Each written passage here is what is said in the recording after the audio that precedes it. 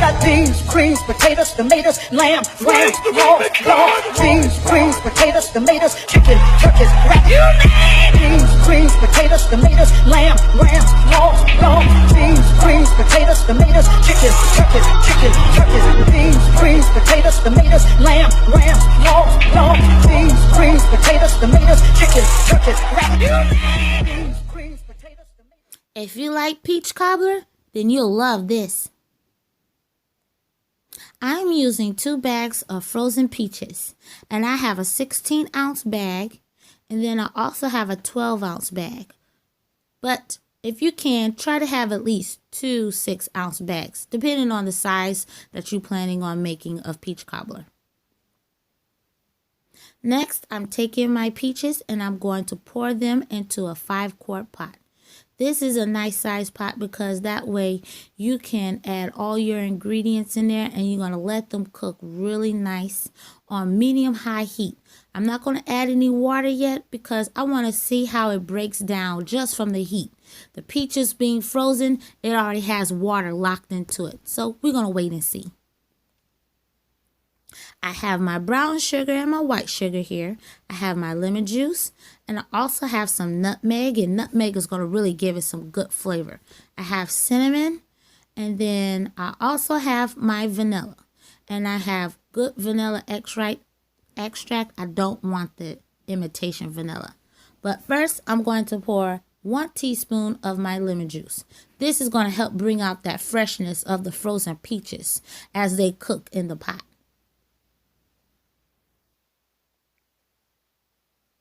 Okay, right here, I'm pouring the lemon juice on the peaches, and it's not much, but like I said, I don't want it to be too powerful with the lemon juice. I'm adding my sugar, and then I'm also going to start adding my seasonings or my flavorings, which will be the cinnamon. I'm going to add a couple dashes of that. That's probably about good 2 teaspoons of cinnamon, or according to how you like your cinnamon. You can add more or less. Next, I'm going to add my nutmeg. Now, I'm not going to add as much nutmeg as I did my cinnamon, so that one is only probably about a 1/2 teaspoon. Then I'm going to add my vanilla. Like I said earlier, I want to use really good vanilla, so I try to use vanilla extract. Try not to get the imitation, but if you have only the imitation vanilla, you might want to do 2 teaspoons instead, just so you can have that extra flavor of the vanilla. And then I'm going to let this come to a nice boil on medium-high heat. Right now I'm stirring it up so all the peaches can get all those seasonings and flavorings. And then I cover. I'm going to use 1 tablespoon of butter, and that's going to really give it some good flavor to those peaches. As you can see, my peaches are already started bubbling and cooking down. And look at all that juice without even adding the water. It already has its little syrup going, which is perfect to probably put on some ice cream right about now. But we're making cobbler, so we're going to continue with the recipe.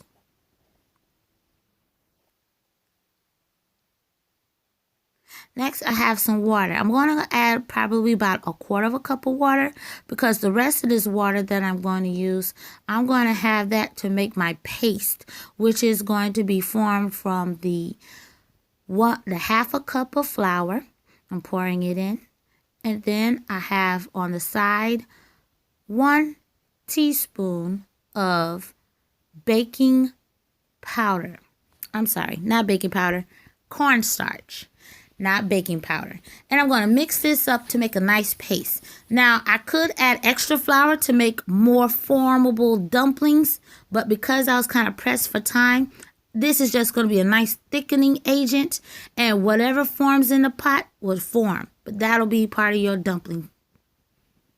And as you can see, I'm going to only pour not the whole portion because I don't want it to be so thick that it won't be able to have your dumplings, but I'm going to use about half of it, and it's going to really thicken those juices up with those peaches.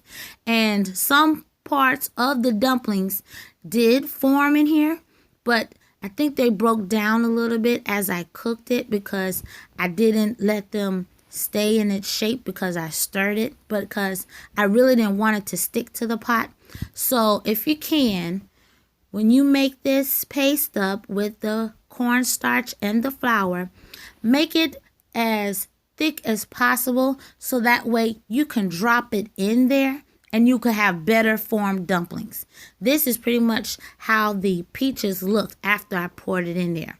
And it was some thickness to it, so I'm going to let this slow cook on a lower temperature, and I'm going to cover it for about a good 5 to 7 minutes to cook that flour down.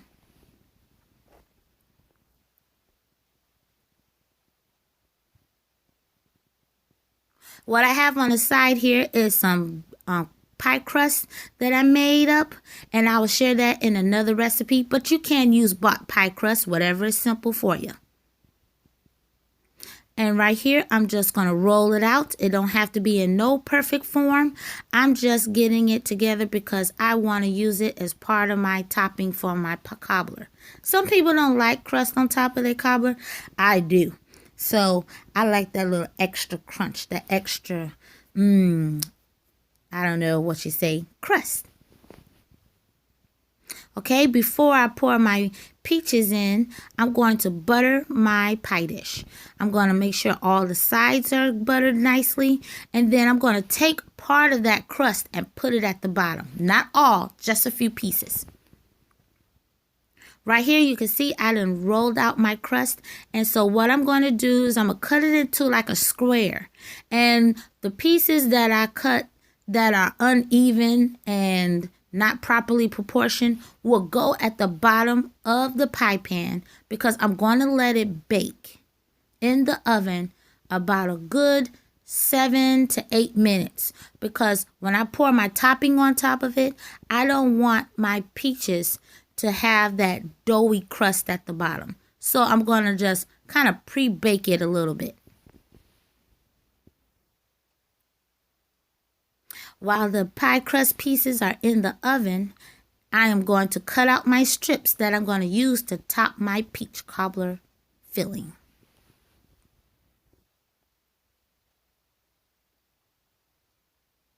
Okay, I take my pie crust pieces out the oven, and they have partially cooked, and now it's time to put in the peach cobbler filling. I was ladle in like 1 or 2 scoops, and then I can pour the rest in, and you can see how thick it is after it rested on a separate burner for about a good 5 minutes. That way it didn't burn or stick to the pot. But can you see all that delicious goodness of those peaches?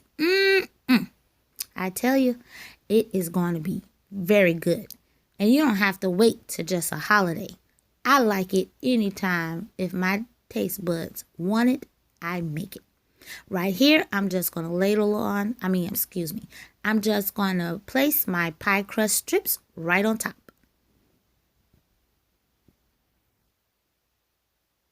And as you can see, I didn't really do nothing fancy, but I just kind of laid them accordingly, looking like a little basket weave. But if you want to do that extra step and make them interfold in between each other, go right ahead.